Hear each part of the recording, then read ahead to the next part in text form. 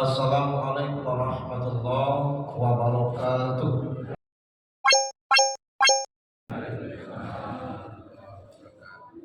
Innal hamdalillah alhamdulillahilladzi tawwil umurana hatta hadzal lail thumma hatta al-akhir hayatina. Asyhadu an la ilaha illallah wahdahu la syarika lah wa asyhadu anna Muhammadan abduhu wa rasuluh la nabiyya ba'dah. Allahumma shalli wa sallim wa barik ala sayyidina Muhammad ibn Abdillah wa ala alihi wa sahbihi wa mawala. Qala Allah ta'ala fi kitabihil karim, a'udzu billahi minasy syaithanir rajim. Bismillahirrahmanirrahim. Wa may yuhajir fi sabilillah yajid fil ardi muraghamaman katsiran wa sa'a. Wa qala ta'ala wal asr innal insana lafi khusr illa alladziina aamanu wa 'amilus shalihaati wa tawassaw bil haqqi wa tawassaw bis sabr. Wa qala Nabi sallallahu alaihi wasallam ad-dunya salasat ayyam yaum amsi qad ma biyadika min syai'in yaum ghadin la tudriku wa yaumun anta fihi tadimu sadaqah wajib. Bapak Ibu jemaah sekalian yang dirahmati Allah Subhanahu wa taala, secara khusus Bapak Imam Khatib Bilal Garin yang kita muliakan, Ketua BKM beserta pengurus yang kita hormati. Kita sudah di 7 Hijriah 1448 Hijriah. Sebegitu cepatnya, nanti kita sudah menyelesaikan 1 minggu dalam menjalani 1448 Hijriah.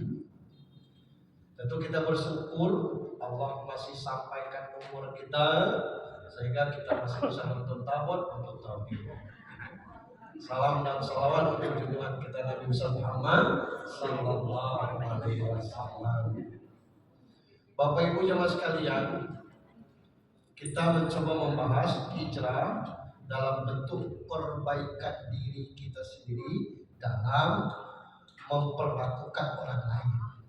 Kita ini makhluk sosial, sehebat-hebat kita pasti butuh orang lain. Kalau hijrah secara fisik, rasanya kita tidak perlu lagi lah. Timur Indah ini nyaman, tidak kebanjir. Kalau ada tsunami, orang larinya ke tempat sinilah tinggi. Dan tidak semudah yang kita kira hijrah itu. Rasul itu setelah 13 tahun berjuang di Mekah, tidak ada perintah dari Allah, dia tidak akan pindah dari Mekah itu. Karena ada perintah maka dia pindah. Kita juga seperti itu. Anak 3 sukses galau di Bandung. 1 anak yang tertua bintang 3 misalnya, jenderal. Yang kedua area manajer Jawa Bali Pertamina misal. Yang ketiga pengusaha sukses, dia telepon, Pak jual lah rumah yang di Bengkulu tuh, pergilah ke Bandung atau ikut adik di Jogja katanya. Kata kita, ya berapa dijual, tidak kan juga cukup duit untuk beli rumah situ. Tidak usah pakai duit itu, duit kami. Ayolah kami musyawarah dulu dengan mama, yuk berbulan-bulan itu bertahun-tahun tidak ada musyawarah itu. Meninggal bininya, jangan lecet tinggal lakinya. Kalau kita masih lagi ulama, serikat tolak. Dan ditanya lagi anaknya, mama kalian berapa? Apa lagi? Siapa yang ngurus mama di situ? Banyak kadang-kadang mama di rumah tua.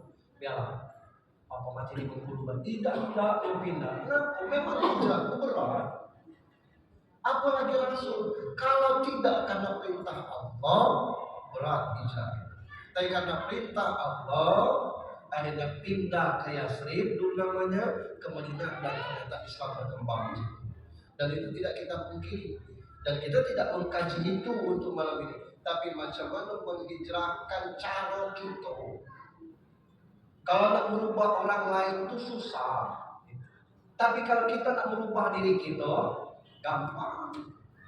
Kita kadang-kadang hidup ini banyak rusak oleh akibat rekayasa kita sendiri. Orang ngecek misalnya, cak keyonya kita lah tersinggung. Padahal cak keyo itu tidak ada artinya. Cuman kita menerjemahkan namanya menghina. Rasa terhina itu direkayasa sendiri oleh otak kita. Jadi itu yang membuat kita, bikin kita pusing gitu. Ini misalnya ada orang salah, kita tegur gitu. Menurut kita tegur itu benar. Tetapi yang ditegur itu malah niat, kendak aku jangan di depan orang.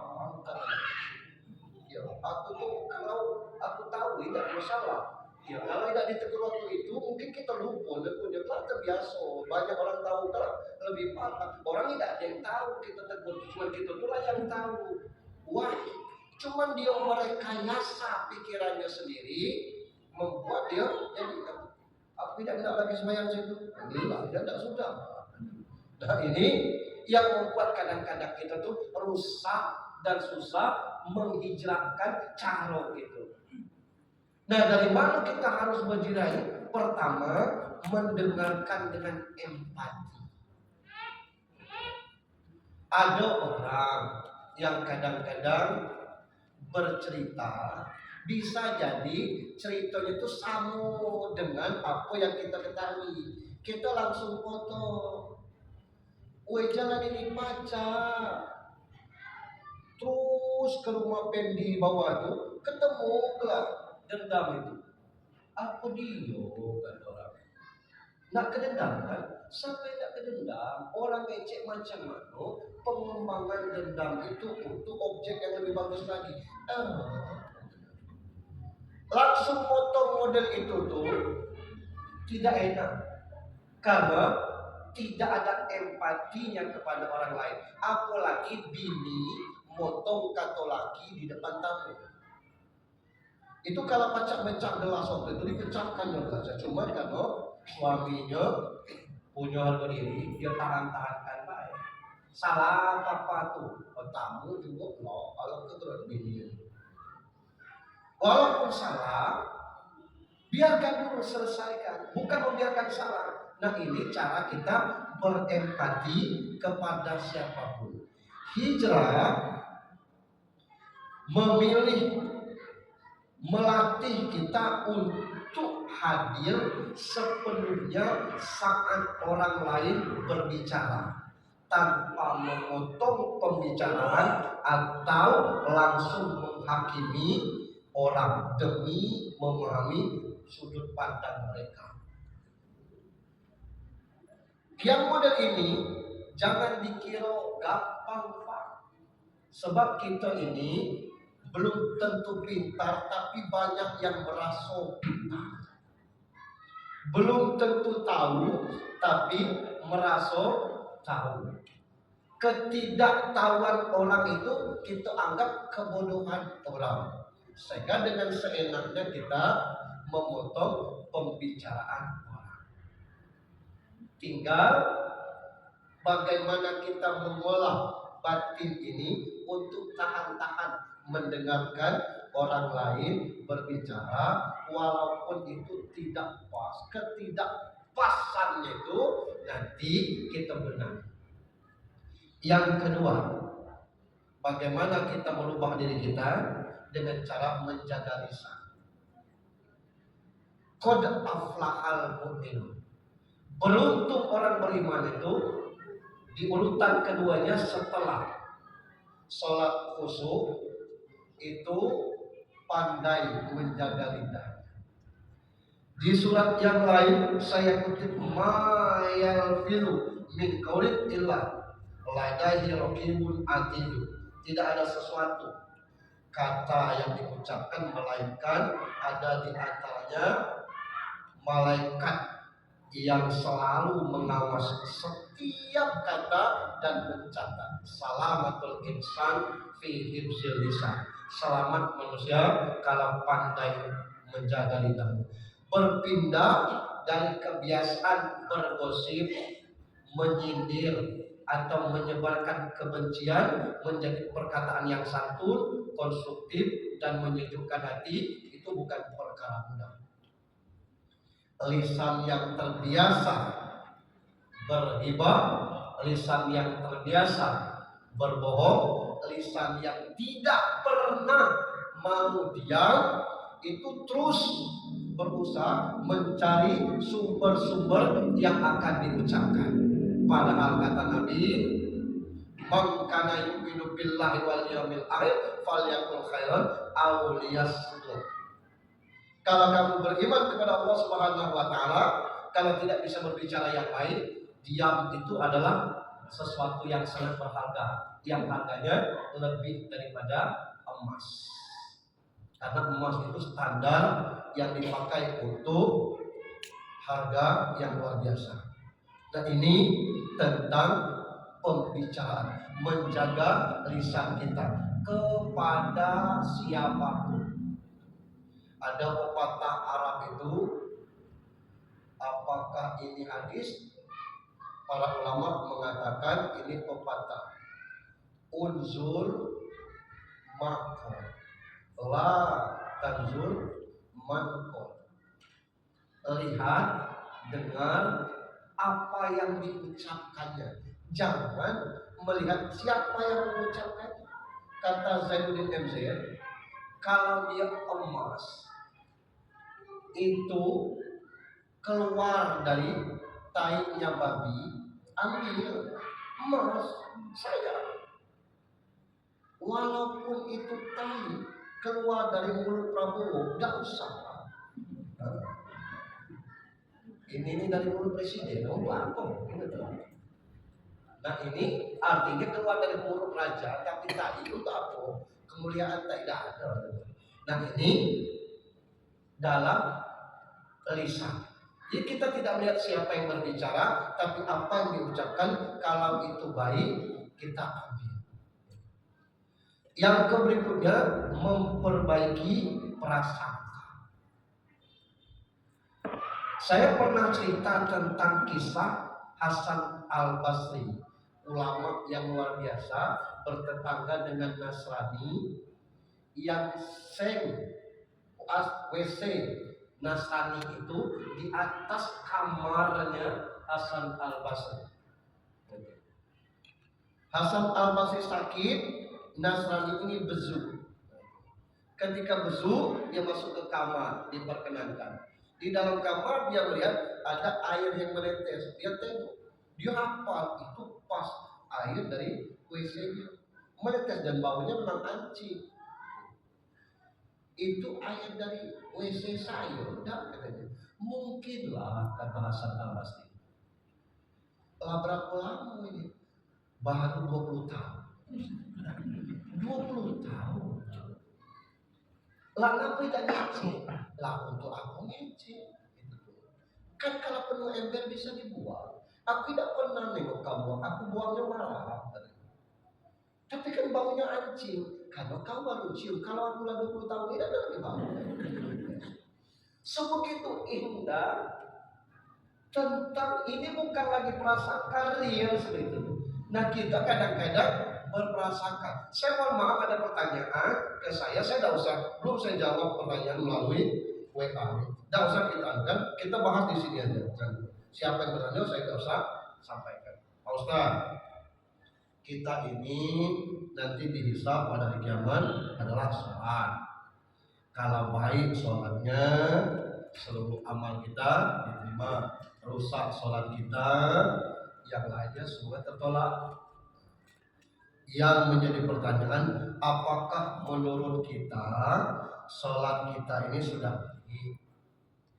Lalu kalau kata hati kita belum, maksudnya belum baik, bagaimana usaha kita atau apa yang harus kita lakukan supaya sholat kita menjadi baik? Sebelum sholat, sedang sholat, dan setelah sholat. Nah, balik kepada memperbaiki prasangka tadi. Terkait dengan pertanyaan ini ada jawabannya hadis nanti. Hadis qudsi, Andi bizonni abdi. Saya itu bagaimana persangkaan hamba. Kalau kita mengatakan tidak sempurna sholatnya, aku kita tuh lah yang tahu di mana letak tidak sempurna. Tapi kalau kita sudah melaksanakannya dengan syariat, syarat dan rukun yang benar, lah betul sholat aku. Allah pasti menilai itu betul.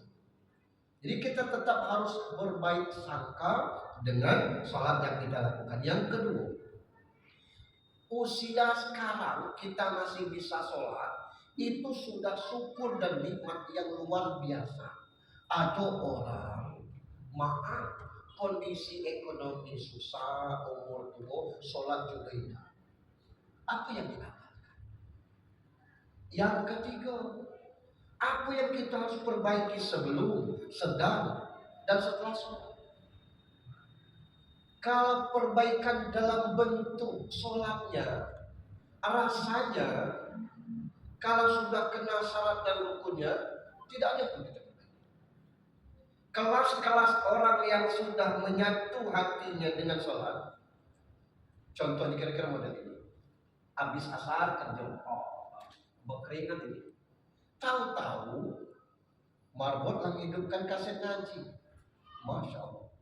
Landak maghrib ini, dia tengok jam 6 kurang 5, maghrib jam 6.10, la ilaha illallah, kata gitu. Bersegera kita menghentikan pekerjaan walaupun hari mati Islam, kita masih tidak kerja, itu sudah perbaikan yang luar biasa.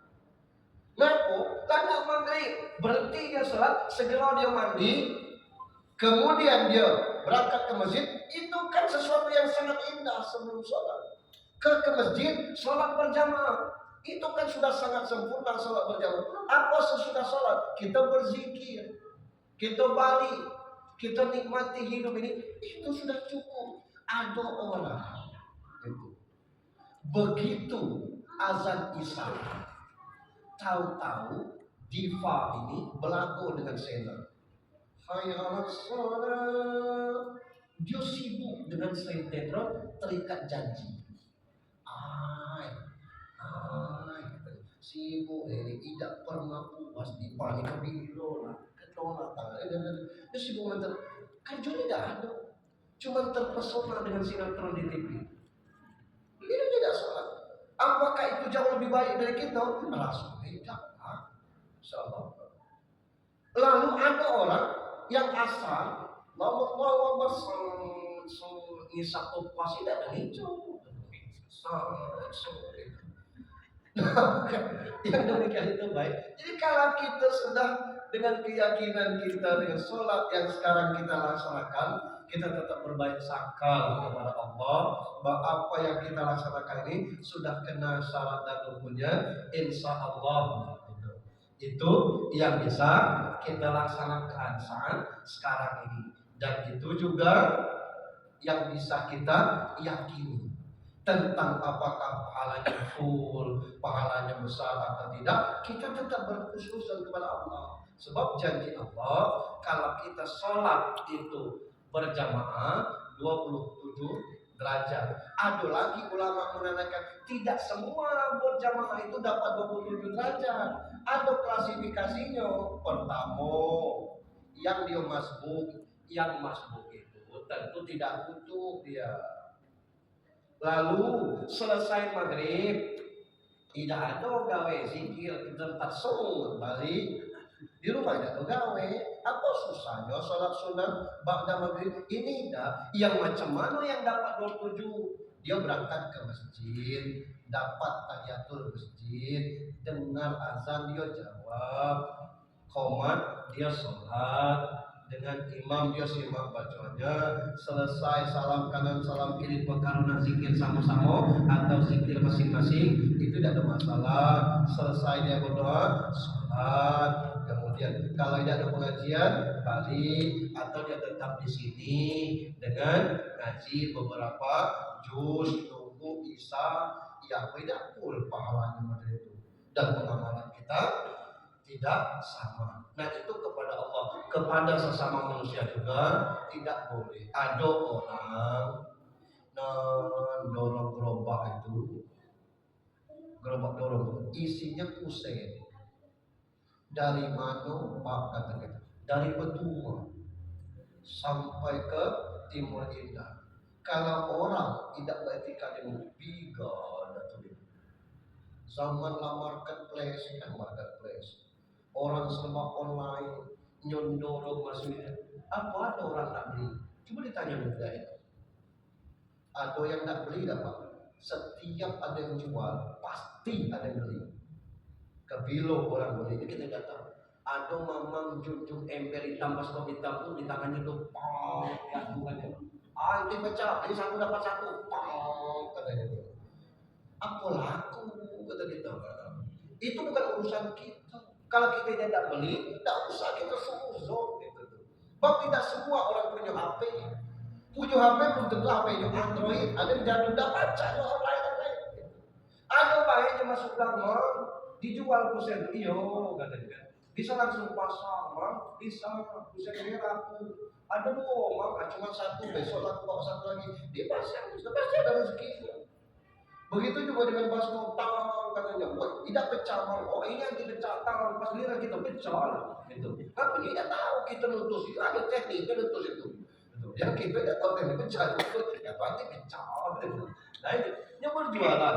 Nah yang demikian itu usaha orang. Tidak ada kaitannya dengan kita tidak pajak apa namanya beli, ya tidak usah kita. Begitu juga dengan hal yang lain. Terlalu banyak orang yang salah, keliru gitu. Dan mungkin ya nak sengaja salah atau keliru. Cuma kita tetap berhusnuzan, berbaik sangka, baik kepada sesama maupun kepada Allah, apalagi kepada Allah. Itulah yang bisa kita hijrahkan dalam kondisi sekarang ini supaya kita enjoy. Kadang-kadang suami tidak harus pulang on time, adu kondisinya. Mungkin kata kawan ke rumah sebentar lah, kamu ada yang perlu kuceritakan. Nah, tak mungkin pula ni tak singgah. Ada orang yang mungkin mendadak doa, kita doa lah petang habis asar ni. Istrinya lah uring-uringan kemana asar belum balik. Kadang-kadang kan tidak perlu bawa HP. Yang demikian itu ada orang manggil doa ngecek. Nah, kalau pacar ngecek dikecek tadi barang ini dipanggil setelah turun dari sholat. Suami pun juga seperti itu. Tidak mungkin istri itu mau meracun suami. Begitu ditaruh garam banyak, woi nak bunuh kau ni. Semasin ini anak pun cepat mati gara-gara kemasinan rendah bunuh. Kecek baik mah di mana beli garam ni? Warung depan. Minggu depan jangan beli lagi garam situ. Kamu masih nih kau. Misalnya kurang bagus tahu dia itu tuh. Ya istri juga dengan rendah hati, maaf Pak, itu tidak perlu dicicip tadi, tambahkan kuahnya, kan gampang. Ini perkara kopi tidak ditaruh gula, kepahit ini hiduplah pahit, kopi pahit, panjang urusan itu. Tapi tahun-tahun pun tidak tahu macam mana kelas kopi kita. Itu sudah suzon, masalah kecil jadi besar jadinya. Kata bini, untung aku udah buat ke dewek situ. Nah itu tambah gitu. Nah kalau melawan aku kan datang, aku kira tidak melawan. Tidak perlu kata. Yang ketiga, yang keempat, menghargai perbedaan. Itu urusan agama ini. Kata Allah, kalau aku ingin menjadikan satu umat saja bisa. Tapi Allah sengaja kita ini misalnya NU tetap akan berbeda. Kita ini Muhammadiyah tetap akan berbeda. Cuma kita ini keponya kelewatan orang Indonesia. Tidak ada orang luar negeri. Karena ada di ceramah Zainuddin MZ itu ada orang berkerumun di pinggir jalan, ramenya, capnya kecelakaan. Yang tidak tahu sebagainya langsung ngomong, maaf, saya orang tua korban, Itu cuma orang aja. Begitu ditanya, yang mati ini bro, gitu bermotor. Nah dia match aku berdepan, berarti orang tua bro gitu. Gara-gara terlalu kepo tadi. Kita kalau turun dari bandara pesawat, masuk ke WC, cuci tangan, itu kan ada yang kentut di dalam WC itu, seluruh yang cuci tangan itu setengokan. Dan tidak pergi dari tempat cuci tangan itu sebelum yang kentut itu dari keluar. Begitu yang kentut keluar, oh kau, nah kita tahu siapa yang kentut ini tadi, karena itu tadi kepo. Sama, saya sering cerita jamaah Indonesia sholat di Masjid Nabawi. Cewek begitu dia tengok tahiyat, yang sebelah kanan itu mutar-mutar, yang sebelah kirinya tuh nunggak-nunggi. Selesai sholat dia tanya, min Irak katanya, yang makanan dari Irak. Nah, yes. Saddam Hussein. No. Limaza asyhadu an la ilaha illallah balikan-likan. Nah, bosan dan kau balikan. Asyhadu an la ilaha illallah bimana Allah Rabbul Alamin. Syahadat asyhadu an la Allah itu seluruh alam ini. Itu betul. Allah di seluruh alam itu kau balikan-likan. Oh. Yang dia ditanya min India, hujan-hujan. Saduka do. Limaza asyhadu an la ilaha illallah. Asyhadu an la ilaha illallah bermakna Allah fis samawati. Allah itu ada di langit dan di bumi. Makanya itu enggak tulis. Nah, giliran orang Indonesia ini ditanya, "Oh, anti ini kamu dari mana?" Indonesia. Oh, MBG. Lu punya tahu orang India MBG. Mengapa Indonesia itu tahiyat lurus saja? Dia ngomong juga Allah itu satu, ihdinas siratal mustaqim. Itu Allah itu cuma satu. Kalau kali jalan yang satu, jalan yang lurus. Tidak perlu kita pertentangkan perbedaan. Pas kita masuk khatib dan naik orang azan, oh berarti azannya sekali di sini. Pas kita lewat kilometer 8. Allah Akbar, katanya belum ada. Oh, azan 2 kali. Macam mana menyikapinya Pak Ustaz? Kalau kita nengok khatib dan duduk di sini, Allahu Akbar, tidak usah tegak nunggu azan selesai. Sholatlah tahiyatul masjid, yang azan tetap azan. Kenapa? Sebab mendengar khutbah itu kelak wajib, mendengar azan itu sunnah. Jadi tetap kita sholat. Pas kita masuk, orang Allahu Akbar, khatib tidak ada di sini. Oh, berarti ini azan 2 kali. Boleh kita tegak. Nah, ngapo? Kelak ada jeda untuk sholat qadhiyah Jumat itu. Jawab dulu azan tuh. Selesai orang azan, baru kita sholat. Itu aja bedanya. Boleh kita langsung sholat, boleh. Nah, langsung jawab azan boleh. Tapi kalau azan sekali, tidak usah tegak nunggu azan selesai, langsunglah sholat. Itu perbedaan yang model ini telah kita maklumi untuk hal yang demikian. Lalu ada lagi yang kelima, insan yang terakhir, meminta maaf dan memaafkan. Nah, fatalnya kita orang Indonesia ini sulit sekali memaafkan. Padahal Allah itu Ghafurur Rahim, Maha Pengampun, Maha Penyayang. Ada kisah Fir'aun itu nak tenggelam itu, dia ngomong amantu bi Rabbi Musa wa Harun. Kami percaya kepada Tuhan Nabi Musa dan Harun. Nah, dikisahkan katanya Jibril langsung terus ngambil pasir di tengah laut itu ke dalam laut itu, dipokoknya ke mulut Fir'aun itu. Jadi Fir'aun itu tidak baca lagi, mulutnya penuh dengan pasir. Untuk apa? Jibril takut Fir'aun itu mengucapkan astagfirullah, aku minta ampun. Sebab kalau dia beristighfar pasti Allah ampuni. Apa dia ceritanya mulai itu kita tak sama-sama tidak pernah nengok. Jadi maksud saya itu kisah tentang Fir'aun, betapa Allah Maha Pengampun. Tetapi sama kita kadang-kadang lah minta maaf. Itu kelak, kayak mana sekedar kau baik segunian memaafkan orang lain, padahal itu tidak. Sebatas ini kita open dulu, ada pertanyaan? Alhamdulillah. Silakan Bapak Ibu, ada yang bertanya tentang ya Pak Haji Ismail. Assalamualaikum warahmatullahi wabarakatuh. Waalaikumsalam warahmatullahi wabarakatuh.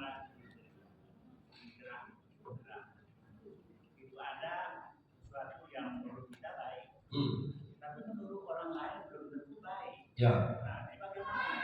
Ada dua hal yang menurut sesuatu baik atau tidak baik. Padahal itu nanti akan menjadi sesuatu pertentangan. Ya. Mohon jelaskan. Selagi itu tidak bertentangan dengan syariat, yang baik itu tetap kita lakukan. Terlepas orang mengatakan itu tidak baik. Misalnya, pas saya katakan tadi, ada orang azan, dia langsung sholat. Kata orang, kenapa langsung sholat? Ini kan tegak dulu, berarti azan ini orang tegak barunya sholat. Tapi ada orang yang paham itu. Ini azannya cuma sekali, dia sholat. Ada yang tegak, dia ngomong lah, masih tegak, kenapa tidak sholat? Nah itu selalu perbedaan. Kita ngomong, Pak, kita sholat, itu kan masih azan, sholat aja lagi, kita lagi tegak. Woi, dari nenek moyang kita dulu, kalau orang azan tegak, dalilnya dari nenek moyang kita dulu. Padahal tidak sebagian dalilnya. Kalau khotib lagi khutbah itu wajib kita dengar. Tapi tahiyatul masjid tidak bisa kita tinggalkan sampai saking pentingnya tahiyatul masjid. Nabi sedang khutbah, orang itu langsung dulu, tidak boleh. Harus tahiyatul masjid walaupun dia bukan wajib. Nah, perbedaan seperti itu susah. Maaf, tidak seluruhnya orang pro dengan tabur ini. Pernah beribu tabur itu. Kenapa? Karena dianggap itu agak ada unsur-unsur siriknya begitu. Tapi kata orang tabur, beda ada siriknya. Allah kami tetap satu, kami tetap sholat dan sebagainya. Nah, kita hargai, dan itu bukan kita pelakunya, orang lain yang melakukannya. Sebatas mana diluruskan tidak lurus, ya tinggal lana akmaluna walakum akmalukum. Sama dengan misalnya kita berdebat tentang masalah tahlil. Untuk apa tahlil? Tidak ada tuntunan dan sebagainya.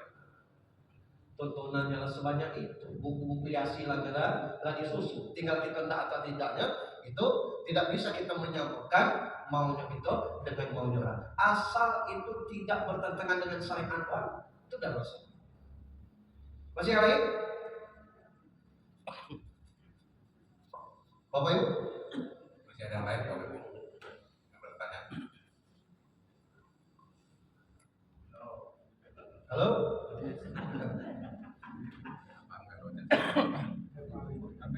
Itu ya. Nah, Bapak Ibu yang saya hormati, memaafkan kesalahan orang lain ini ada hadis atadruna manil muflis. Tahu tak kamu orang yang bangkrut?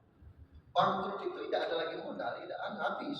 Ngaku semasa hidupnya suka menyakiti orang lain, mengambil hak-hak orang lain, mati bawa pahala sholat, pahala zakat, pahala haji, pahala umroh, tetapi ketika di akhirat nanti itu kena tuntutan akibat semasa hidupnya perbuatan-perbuatan yang tidak baik, perbuatan-perbuatan yang mengambil hak orang, perbuatan-perbuatan utang yang tidak bayar. Nah akan bermasalah, akan ditagih, walaupun di dunia ngomong aku latih berita nagih kamu. Sekarang ini terserah kau, tak kau bayar kau terima, ini tak kau bayarkan, sudahlah, kelak di akhirat baik kita bertagi. Syukurlah kalau jatuh dialah kelak di akhirat baik. Dia mau baca itu, tidak bayar itu kan. Di akhirat tak bermasalah, akan ditanya oleh Allah. Itu rezeki pulang, aku pamit, aku minjam, balikkan kini, baca aku balikkan, paksa ngambil dengan pahala itu lah. Itulah kebangkrutan. Begitu juga dengan permasalahan semasa kita hidup di dunia ini. Sulit, gampangnya hidup itu tidak bergantung kepada orang lain, tetapi bagaimana kita menjalani hidup ini. Maka yang perlu kita hijrah itu bukan pindahnya secara fisik, tetapi bagaimana kita memindahkan pola pemikiran kita, hati kita. Ada orang yang tua dari sisi umur aja, tapi hal-hal yang lainnya tidak bisa kita jadikan pedoman. Nah, tukang ribut dia, tukang ngecek orang dia, yang segala nak menang dewek dia, apa yang bisa kita andalkan? Nah, kita memulai 1448 ini, bab kita yakin kalau sekarang umur kita ini 60, itu tidak ada lagi mungkin sisanya 60 lagi. Maksudnya yang udah kita pakai 60, sisanya 60. Ada ilmu baru yang aku dapat, tapi aku masih cari-cari juga rujukan ini tentang masalah ini. Bahwa kita ini katanya umur sudah ditetapkan. Itu ada lagi dalil yang lain, ini bukan ayat tapi hasil penelitian bahwa manusia itu dikasih oleh Allah jatah 666.000 kali 660 juta kali nafas. 660 juta kali bernafas. Itu jatah kita tuh sama. Kenapa? Nah, ngapa beda nantinya tergantung dengan orang menggunakan nafas itu. Kalau sambil nafasnya memikirkan keburukan orang lain aja, itu akan membuat penyakit pada dirinya. Nah, penyakit ini yang akan membunuhnya. Bahwa sakit itu sumbernya dua. Kalau tidak dari makanan, dari lidah. Itu penyebab sakit. Kalau dari makanan, kita salah makan. Kalau dari lidah, kita salah ngecek. Kenapa salah ngecek? Akibat salah ngecek itu, kita minta maaf. Di dunia aku maafkan Pak, tapi di akhirat kelaklah urusan. Sebab tidak pantas Bapak mengucapkan itu di depan Tuhan. Anda gawe ini kata kita kan. Kita sibuk mikirkan itu, akhirnya kita asam lambung, sakit, nyesek mati. Tidak sampai 6.600 juta kita pakai nafas karena faktor kita sendiri dengan fasilitas yang Allah kasih. Orang sehat itu tidak mesti dengan ukuran menu yang bergizi saja, tapi juga pikiran dan hati yang sehat. Enak makan dengan makan enak itu beda. Betul. Makan enak itu segala di atas meja itu fasilitasnya lengkap. Ayam itu mulai dari ayam pop sampai ke ayam dangdut. Daging itu mulai dari rendang sampai kepada sup adonan. Yang lalapan itu mulai dari mentah sampai kepada rebusan itu. Itu namanya makan enak. Tapi kalau enak makan, ya kata orang tua, oi, maaf ya, aku pikir tadi telur masih ada. Aku rencana aku nak dadar telur, tidak ada lagi. Ada timun muda semua. Macam mana kalau timun muda ini kita kerok aja, campur cabai dicacah, sama apa namanya terasi dibakar. Jangan kalian coba kata kawan. Nah di kerok timur itu cabai rawit dicacah, kasih terasi dibakar, campur kalian cobalah dimakan. Nambung, bebui, meleleh, artinya bukan masalah makanan enak, enak makannya ini yang mahal.